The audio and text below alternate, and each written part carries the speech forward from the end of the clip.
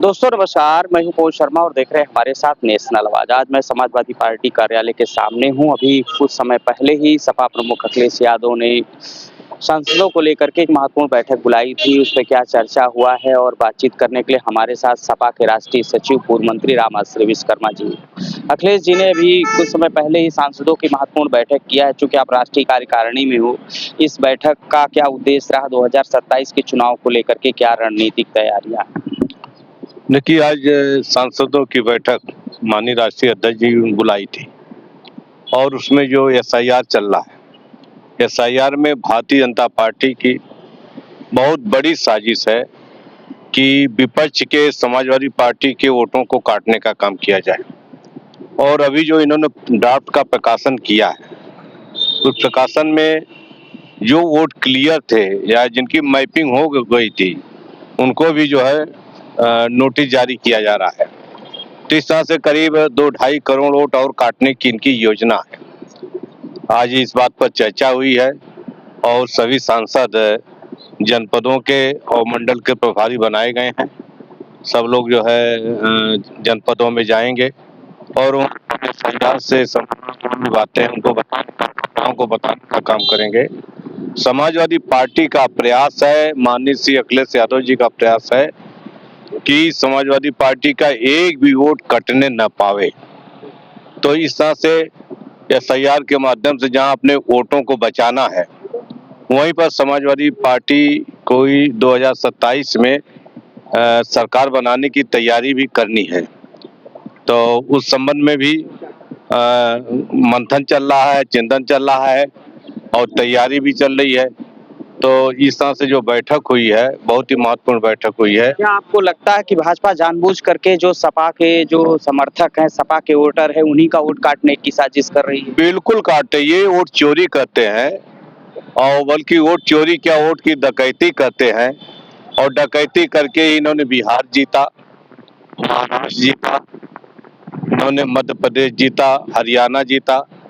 ये अगर वास्तविक में चुनाव हो जाए और बैलेट पेपर से चुनाव हो जाए तो भारतीय जनता पार्टी जीरो हो जाएगी। कोई भी सीट नहीं जीत पाएगी।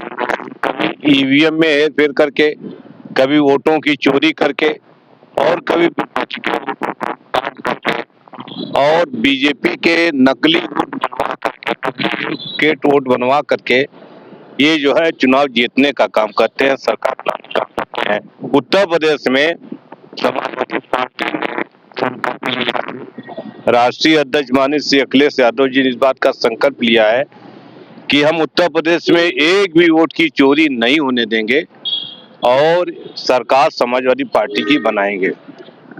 राहुल गांधी रायबरेली पहुंचे हैं और उन्होंने जी राम जी योजना को लेकर के, उसमें खामियों को लेकर के वो लगातार सवाल उठाते रहते हैं। और तो जी राम जी योजना है, तो क्या वाकई नाम बदल गया है तो उसमें जो चीजें हैं जनता के हित में होंगी, या पहले वाली मनरेगा योजना ही बेटर है?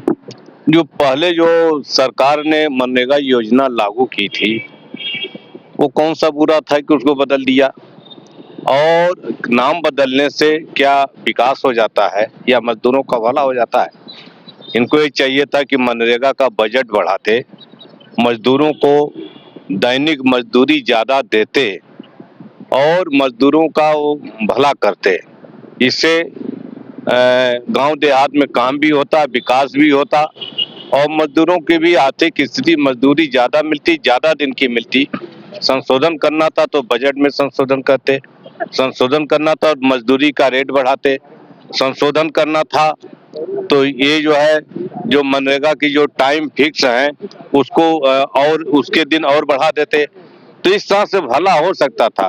केवल नाम बदल करके केवल जनता को बेवकूफ बनाने का काम किया है। भारतीय जनता पार्टी की सरकार को मजदूरों से कोई लेना देना नहीं है, न उनके हित से लेना देना है और न तो उनके विकास से कोई लेना देना है। केवल नाम बदल करके देश की जनता को गुमराह कर रहे हैं।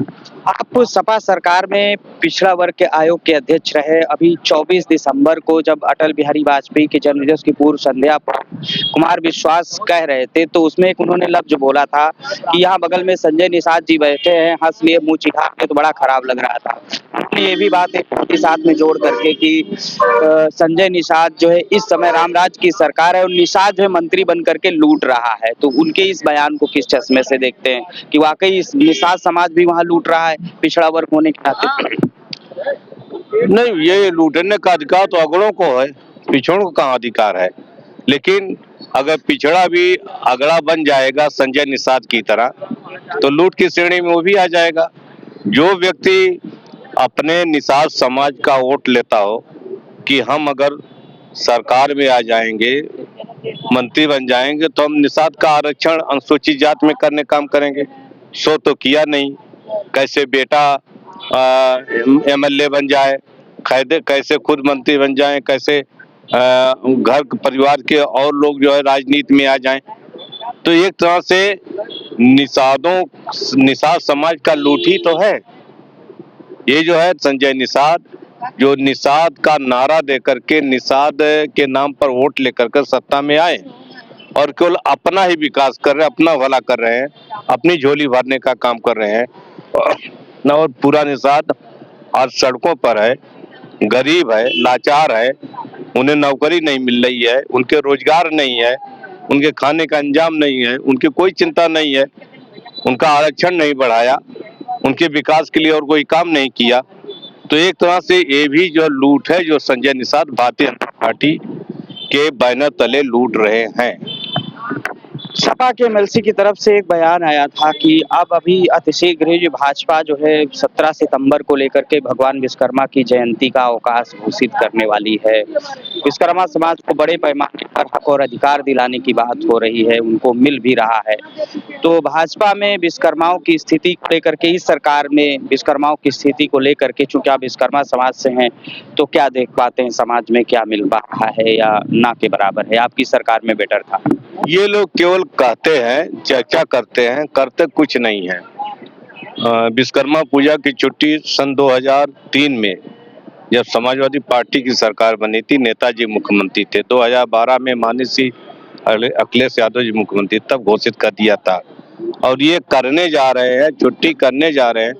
छुट्टी तो कैंसिल कर दिया, अब करेंगे क्या करेंगे? अब जा रहे हैं, सत्ता से जा रहे हैं तो झूठा मूठा वादा कर रहे हैं। झूठा मूठा वादा, बिल्कुल झूठा वादा है। एक और बात आ रही है, भाजपा की तरफ से पिछड़ों के लिए कानून लाने की बात हो रही, साथ में हो सकता है एससी एसटी के लिए भी कानून लाएं। कहीं न कहीं वो बताएंगे कि हम सबको समान कानून की धारा में बांधना चाहते हैं। तो आप तो इधर पीडीए के संकल्प में चल रहे हो और ये भी कहा जा रहा है कि पीडीए का जो है फुल फॉर्म नहीं पता सपा के नेताओं को। तो हम चाहेंगे कि दर्शकों को एक बार बताइए पीडीए का फुल फॉर्म में, पीडीए में कौन-कौन लोग आएंगे? सबको मालूम हो, पीडीए की जनता पीडीए के फुल फॉर्म को जानती है।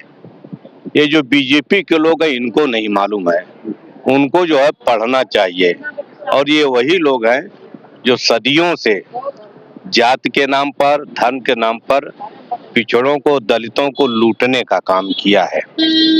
और उस लूट से छुटकारा दिलाने के लिए श्री अखिलेश यादव जी ने संकल्प लिया है कि भारतीय जनता पार्टी के लूट से हम पिछड़ों, दलितों को बचाएंगे, और इसीलिए उन्होंने पीडीए बनाया है।